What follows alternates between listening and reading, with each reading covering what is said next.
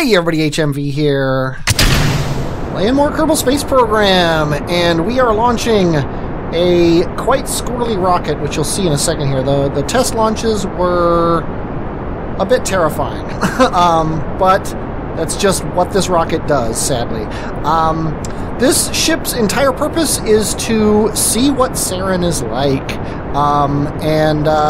so we made a moderately cheap probe here, whoa, that likes to buck like a bronco as we climb through the lower atmosphere.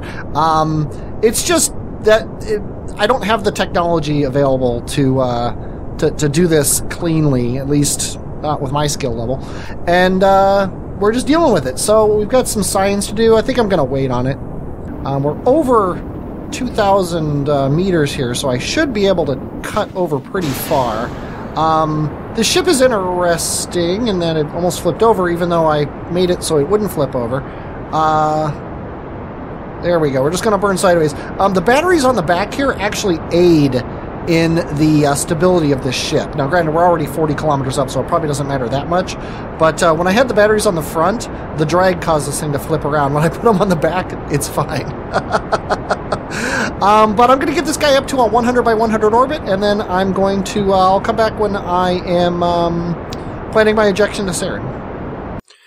Okay, I have a maneuver node all planned here. I was doing the slow trick here to get myself aimed at it after, because this guy doesn't have any SAS on his own, because, well, he has SAS, he doesn't have reaction wheels on his own.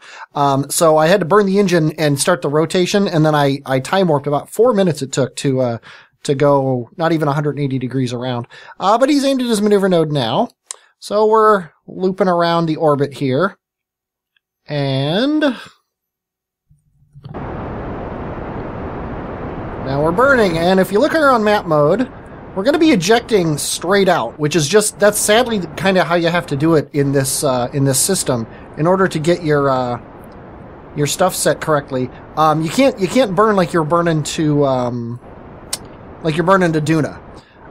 Notice how much closer to Serran I am, and here's the connection right here. And this only took us 779 meters per second when it's 760 to get out of Kerbin's sphere of influence. So I don't think that there's a much more efficient way to do this kind of a burn. But yeah, the timing is just crazy. I mean, this is roughly analogous to Kerbin to Duna. And Duna would be way over here at the time. And I found this just by screwing around with maneuver nodes, by the way. Jumping forward and backward at orbits and time using precise node. And, oh, there is our connection. Okay, I'm going to kill the maneuver node here. Oh, that's fun. You see the two markers are getting closer together. There we go. Okay, now this periapsis here. Ideally, I want to get it around 30. 23. Okay, that's going to be good enough, we'll say. And we have a very small amount of fuel. We have 31 meters per second. That's exactly what this stage's purpose is to get us a connection with Sauna. This guy has a full tank, and he also, if you check this, has full batteries, because I never turned his batteries on. Basically, he's going to chew these batteries up. And it looks like I brought way too many, but he's going to chew these batteries up. And then when we get in the atmosphere, after we've slowed down, we're going to ditch this guy. So ideally this is backwards. And then we'll come in and hit the chutes. Hopefully these chutes will be enough. I have no idea. That's part of what this mission is for, is to test this kind of thing. So let's go ahead and get out there. There's no sense waiting. Bye-bye, Kerbin. Hey, Aptur. Oh no, that's not Aptur. That's actually Serran. That's our target there. And we are in Sauna's sphere of influence. Here comes Serran. I think we're in Serran's sphere of influence now. Yes, we are. And let's go ahead and focus view on it. Sadly, we're coming in on the dark side, but we're not using solar. Oh no, we're not. It's just dark blue.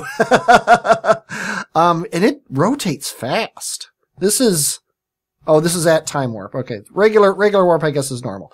Okay. And our periapsis is 79, which is bad.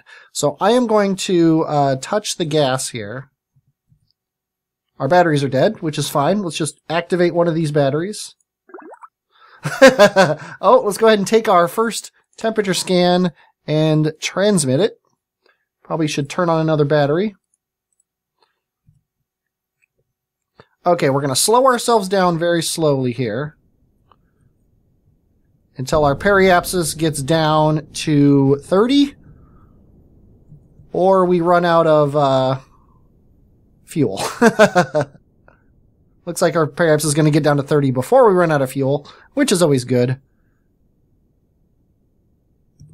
There we go. 30 should at least capture us, and then we can do multiple orbits for that. This is all a learning experience. And the reason I wanted to do it without any fuel in the main ship is because I want to, part of this is testing how much meters per second we need to lift off. And also if the Terrier engine is capable of lifting off of Serran. Swinging by here, the gravity's going to grab us.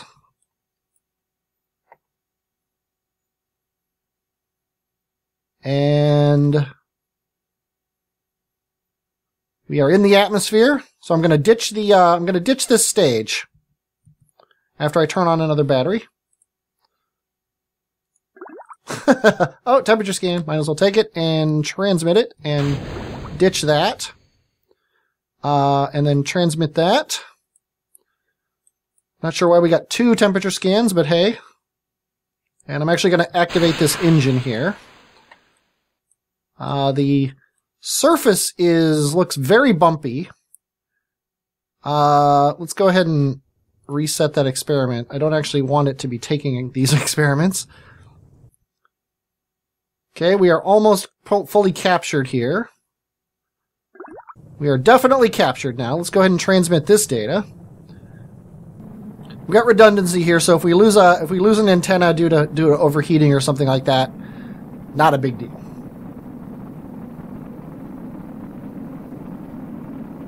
Looks like we might be out of electric charge, so let's turn on another battery. There we go.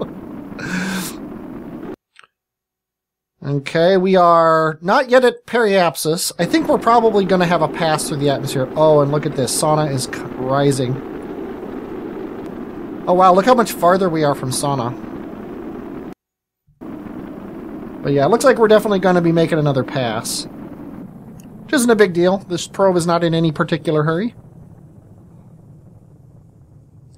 It looks like it's very likely going to fall over on the surface unless we get super lucky. I believe the atmosphere is at 60,000. Or 61. There we go. Yeah, see, it wants me to transmit this for 0, but I'm just going to keep resetting them. Yeah, that auto taker bot, I could probably configure it more correctly, but I don't feel like it. Okay, let's see what trajectory says. Looks like we're going to make another pass, and then the next pass after that is probably going to take us down all the way. The good news is we're going to land on the sunny side of the street. Totally by choice and by plan here. I am not flying by the seat of my pants. It almost looks like a polar cap there. But it's not, because we're like over just the area. Very cool texture map. Looks a little oh, look, there's a little spot there. I wonder what that is. It's a little grainy when you get up close, but hopefully when we actually come down to land. That's funny. It's trying to run a temperature scan, but it can't because there's no power. Okay, I'm going to turn on another battery. Oh, that one's already done. Okay, here's one. I wish these batteries, the light turned red when they were either used up or turned off or something, so I could tell which ones I could open. Like if they were red when they were turned off, I would just be able to click a red one and do it. If they were red when they were out of juice, then I would be able to just click one and know it or whatever. You know what I mean. Okay, our final... Yes, this is definitely our final entry. We're coming in very shallow. Hopefully the atmosphere is thick enough to not only slow us down to the point where the parachutes are safe, but also thick enough to so that those parachutes will actually bring him down. And then also, finally, hopefully, he will land on a flat enough surface that he won't fall over. These are all hopefullys. I could do a temperature scan. Might as well. Let's actually just keep this one. I don't want to screw it up by transmitting. We can always transmit once we've either hit the ground or know we're going to die. Looks like we're going to land on this red area, which is kind of creepy. We're officially under 1 kilometer a second. I'm going to keep this. This is the guy who's running right now. I'm actually going to turn on another one of these and transmit data. And we are still not safe. Go ahead and transmit this. Come on, parachutes. Turn on another battery. Come on, parachutes. You're not safe.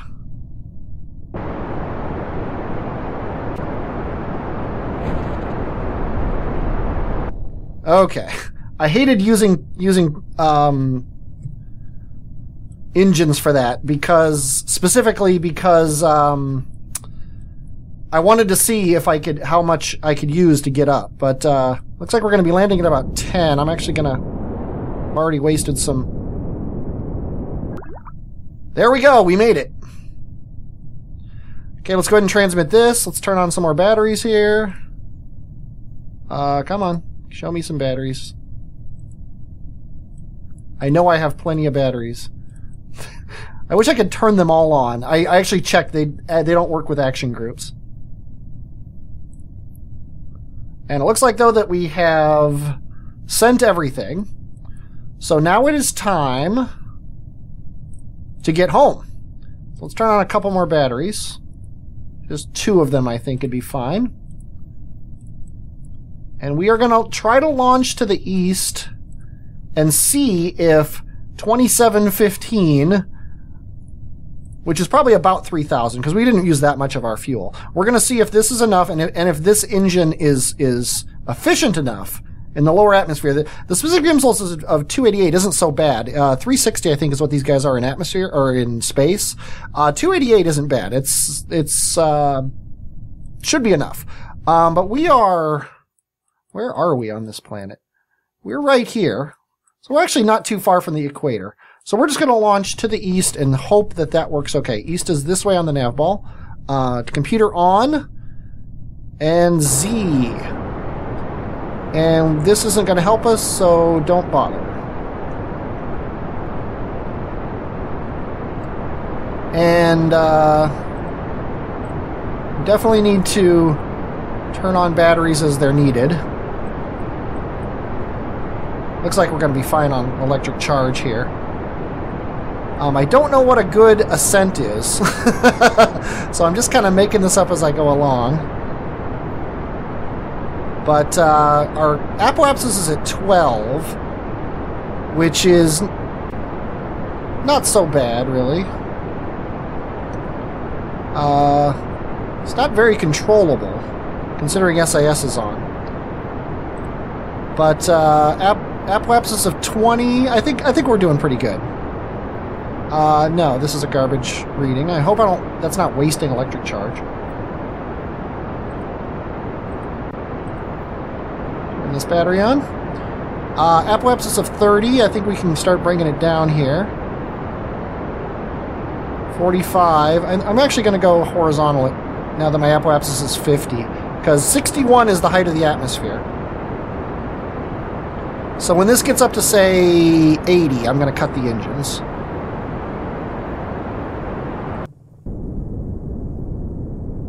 There we go. We still got a lot of... Oh, this is bad.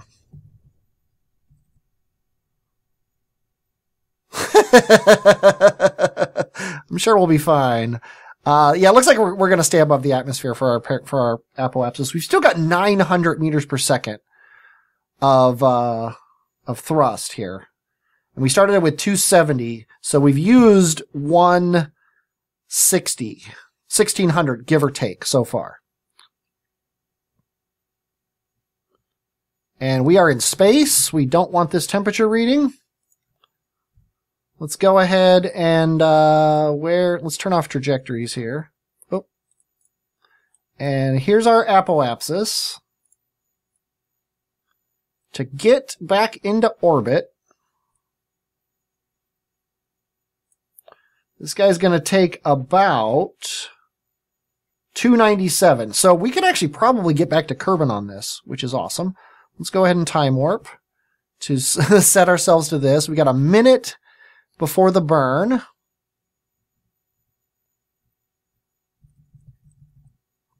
Let's turn on the computer again. And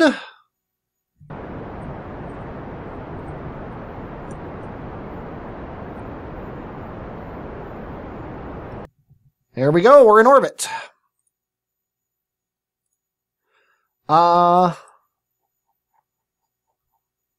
So I had 2,700. Now that was on the ground, so it's probably closer to 3 grand. So we probably need about 2,500 or so.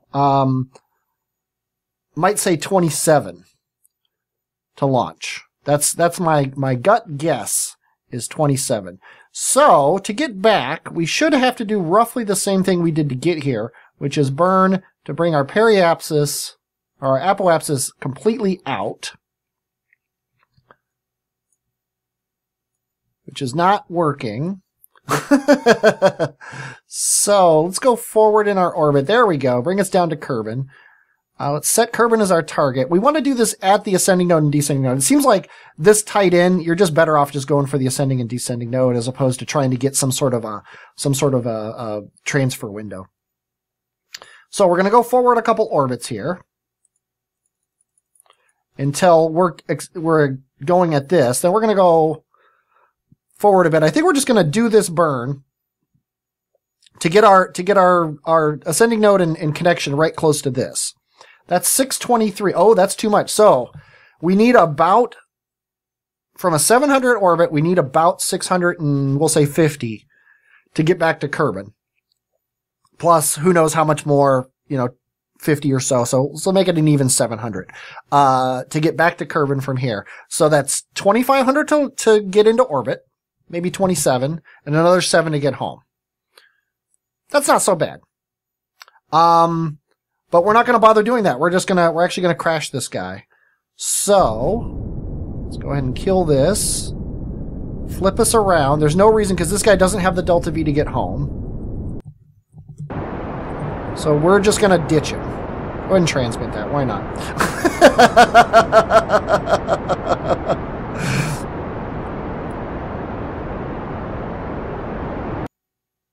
And there he goes.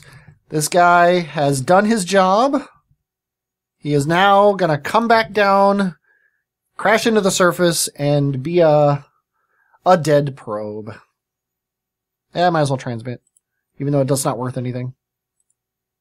But that gives us good metrics. 2,700 to launch, and then another, I know this thing had 3,000 total in the thing. So I know it's not going to take much more than 3,000 total to get home of space ISP.